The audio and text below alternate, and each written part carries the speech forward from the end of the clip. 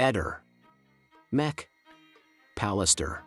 Tra consulenti e opinionisti si è fatto un gran chiacchierare della chiamata che sarebbe andata nella mattina del 14 tra le 10:50 e le 11 nella segreteria telefonica. Parliamo ovviamente di una chiamata ricevuta dall'iPhone di Liliana. La chiamata potrebbe essere stata trasferita alla segreteria anche da Sebastiano, sarà già a casa, ma potrebbe essere successo anche qualcosa di diverso secondo quanto riscontrato da degli esperti informatici che hanno lavorato per 2 giorni su questo dettaglio.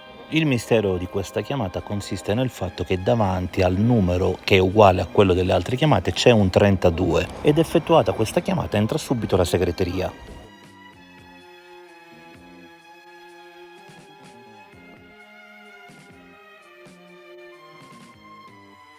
La chiamata evidenziata in rosso, il numero è sempre quello di Liliana, uguale a quello delle altre chiamate, ma davanti in questo caso c'è un 32.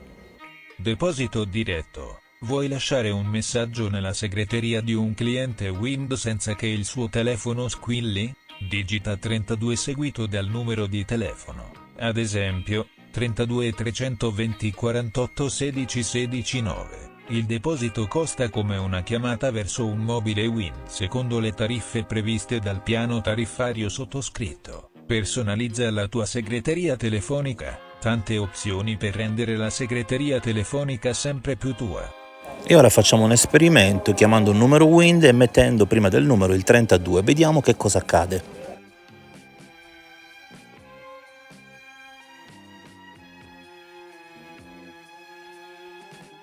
Risponde la segreteria telefonica di 3356. Facendo la premessa che da tutto ciò che sta emergendo è chiaro che sia Claudio che Sebastiano sono molto bravi dal punto di vista tecnologico, quello che sta emergendo è che Claudio quella mattina avrebbe composto il numero di Liliana antecedendo il 32, chiamando per farsi rispondere non dall'interlocutrice ma direttamente dalla segreteria telefonica. Questo perché? O perché, come disse quella mattina, per sicurezza gli serviva un alibi, perché nella vita non si sa mai, oppure perché, sapendo che Liliana non aveva i telefoni ma che potesse rispondere Sebastiano, lo volesse bypassare.